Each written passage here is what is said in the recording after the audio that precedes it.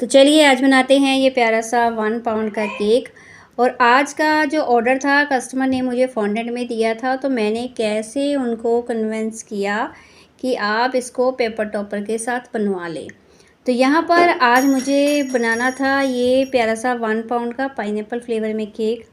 और कस्टमर ने मुझे रेफरेंस पिक्चर सेंड की थी, तो उसके अकॉर्डिंग मुझे बनानी थी एक स्कूटी फॉन्डेंट में, और फॉन्डेंट के ऊपर 2 लड़कियां मुझे उसके ऊपर चाहिए थी, जैसे कस्टमर की डिमांड थी। कस्टमर ने मुझे रेफरेंस पिक्चर सेंड की थी, तो उसके अकॉर्डिंग मुझे ये 3-4 चीज़ें बनानी थी। तो फिर जैसे ही मुझे कस्टमर ने कॉस्ट के लिए बोला, प्राइस के लिए बोला, तो मैंने उनको सेंड की। तो उस पर कस्टमर को प्राइस ज़्यादा लगा। प्राइस इसलिए ज़्यादा लगा क्योंकि मैंने स्टार्टिंग में गलतियां कर दी हैं। मैंने बहुत कम प्राइस लेकर केक्स बना कर दिए हैं कस्टमर्स को, जिसका जो है अभी मुझे फ़ील हो रहा है। जब उस टाइम मुझे ठीक लगता था कि मैं ये ठीक कर रही हूँ, फॉन्डेंट के केक सिर्फ इतने सारे स्ट्रक्चर्स बना कर भी मैं सिर्फ आपको अब क्या बताऊँ मैं कितना कम प्राइस ले रही थी उसका। तो अब मुझे बहुत रियलाइज़ होता है कि उन पिक्चर्स को देखकर, क्योंकि मैंने एक डायरी लगाई हुई है। जैसे ही मेरे पास कोई भी ऑर्डर आता है मैं उसको उस डायरी में नोट करती हूँ, साथ में कस्टमर का नेम, किस दिन उन्होंने बनवाया ये नोट करती हूँ, कितना मैंने उनसे चार्ज लिया, कितने पाउंड का केक था, क्या ओकेशन थी, क्या उनको फ्लेवर गया, तो कौन सी थीम पर मैंने उसको बनाया था। ये सब मैं हर ऑर्डर की डिटेल अपनी डायरी में नोट करती हूँ। इससे आपको ये हेल्प भी होती है कि अगर आपके पास नेक्स्ट ऑर्डर उसी कस्टमर का आता है, तो कभी कभी कस्टमर जो है नहीं याद रख पाते कि उन्होंने कौन सा फ्लेवर लिया था।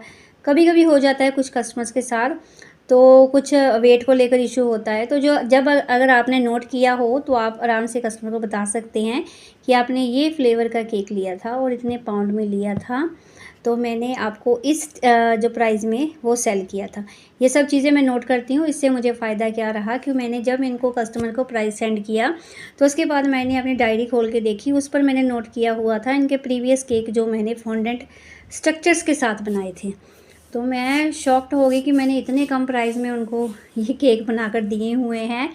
तो डेफ़िनेटली अब उनको प्राइस ज़्यादा ही लगना था, क्योंकि मुझे अभी पता चल चुका है कि काफ़ी मेहनत लगती है इन स्ट्रक्चर्स को बनाने में। तो स्ट्रक्चर्स आपको मैंने बता ही दिए हैं कि मुझे यहाँ पर बनाने थे। बता दिए हैं, शायद नहीं बताए हैं, चलिए अभी बताती हूँ। मुझे यहाँ पर स्कूटी बनानी थी, 2 लड़कियाँ साथ में बनानी थी।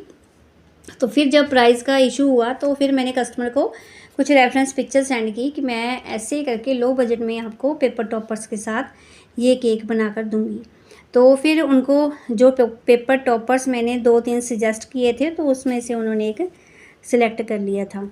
तो यहाँ पर फिर मुझे इस केक को बनाना था बहुत सुंदर सा प्यारा सा, क्योंकि मैं भी फ़र्स्ट टाइम बना रही थी। और यहाँ पर आप देख रहे हो मैंने पिंक कलर की क्रीम का यूज़ कर लिया। आज इस बार क्या गलती मुझसे हुई, क्योंकि मेरे पास क्रीम पड़ी हुई थी, मैंने इसके साथ ही अभी ऑर्डर कंप्लीट किया था एक पिंक कलर में, तो उसकी क्रीम मेरे पास पड़ी हुई थी। मैंने जैसे ही क्रीम को बीट किया, मैंने सारी ही उसमें वो कलर वाली क्रीम ऐड कर दी। और बाद में याद आया कि ओहो, मैंने तो लेयरिंग में वाइट कलर की क्रीम का यूज़ करना था। तो फिर अब क्या हो सकता था, उस क्रीम को मैं फेंक नहीं सकती थी, तो मैंने यहाँ पर लेयरिंग में भी पिंक कलर की क्रीम यूज़ कर ली थी। हालांकि बहुत ही लाइट और माइल्ड सा कलर ये था पिंक, तो इससे भी केक का लुक बहुत सुंदर आया। अगर मैं इसको वाइट में रखती तो ये केक और सुंदर लगने वाला था। तो उसके बाद पिंक में इसको मैंने फाइनलाइजिंग कर दी थी। और ये ऑर्डर मैं आपको बता दूं कि मुझे पहले ही 2 दिन मिल गया था, तो प्राइस को लेकर बात हो गई थी। तो उसके बाद मुझे इसको रात को ही रेडी करना था, क्योंकि कस्टमर को मॉर्निंग में ये 9:30 बजे केक चाहिए होता है। हमेशा ही उनके ऑर्डर्स ऐसे ही होते हैं, उनको सुबह मॉर्निंग में 9 बजे तक केक लेना होता है। तो ये पहले ही कस्टमर ऐसे हैं मेरे जो हमेशा ही मॉर्निंग में केक लेते हैं 9 बजे। उनको शाम को केक उनका अभी भी आज तक ऐसा ऑर्डर नहीं आया है कि शाम को उन्होंने केक लिया हो मुझसे, वो मॉर्निंग में ही केक लेते हैं। तो यहाँ पर मॉर्निंग में मुझे 9 बजे देना था, तो मैंने सोचा कि मैं इसका सारा काम रात को ही करके सोऊंगी। तो मैंने यहाँ पर इसकी स्पॉन्ज बेक कर ली थी, और बेक करने के बाद 1 घंटा इसको रेस्ट पर रखा। उसके बाद इसकी क्रम कोटिंग और फाइनलाइजिंग करके मैंने इसको बॉक्स में डालकर फ्रिज में रख दिया था। और उसके बाद मुझे यहाँ पर बनाने थे फॉन्डेंट से हार्ट। और फॉन्डेंट के हार्ट्स बनाने के लिए आप जो है रेड कलर का यूज़ कर सकते हैं, रेड कलर की फॉन्डेंट का। तो ये कलर्स आप अपने पास रखें, रेड कलर, वाइट और साथ में ब्लैक, ये तीनों कलर आपके पास फॉन्डेंट के होने चाहिए, क्योंकि ये रेड कलर और ब्लैक बिल्कुल भी आप अचीव नहीं कर पाओगे वाइट कलर की फॉन्डेंट से। आप बहुत सारा कलर भी डाल दोगे तब भी इसको अचीव करना मुश्किल है। इसीलिए यही बेटर है कि आप इन दोनों कलर्स को परचेज़ करके ही रख लें।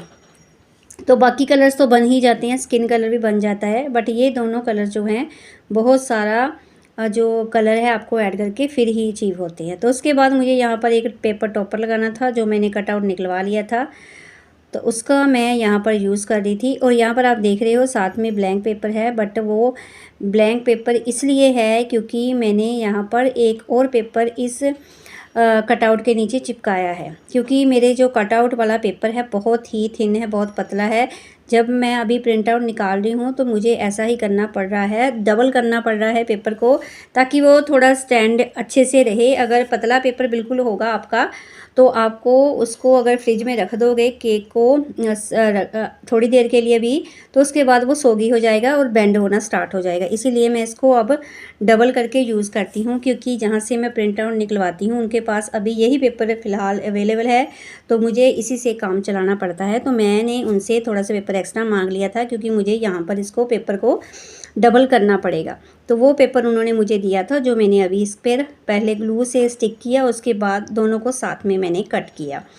तो यहाँ पर फॉन्डेंट से मैंने हार्ट बनाए थे, वो आपने देख लिए मैंने कैसे निकाले हैं। वो आपको मोल्ड यूज़ करना पड़ेगा, मोल्ड के यूज़ से ही आप प्यारे प्यारे हार्ट्स बना पाओगे। तो ये थोड़ी थोड़ी चीज़ें जो है, लगता तो है बेकिंग बहुत आसान है, केक्स ऑर्डर्स लेना बहुत आसान है, यहाँ पर काम भी आ रहा है, ऑर्डर्स भी आ रहे हैं, बट इसके साथ जो खर्चा है वो इसकी रियलिटी है। इसमें बहुत सारी इन्वेस्टमेंट ये वाला बिजनेस मांगता है। धीरे धीरे ऑर्डर्स आ रहे हैं, बट ये चीज़ की ज़रूरत है, वो चीज़ की ज़रूरत है, उसमें जो सेविंग है सारी चली जाती है। ऐसा मैं अभी तक एक्सपीरियंस कर रही हूँ, क्योंकि मुझे 2-3 महीनों बाद ऐसी नीड महसूस होती है कि मुझे ये चीज़ परचेज़ करनी चाहिए, शायद मुझे इसका ऑर्डर आ जाए। तो इसी चक्कर में मैं बहुत सारी चीज़ें अभी तक परचेज़ कर चुकी हूँ। तो उसके बाद छोटे फार्ट बड़े हार्ट लगाकर मुझे इस केक को फाइनल लुक देना था। यहाँ पर टॉपर हमने लगा दिया था और जो कस्टमर ने मैसेज बोला था वो भी मैंने राइट कर दिया था। आज का ऑर्डर और केक कैसा लगा है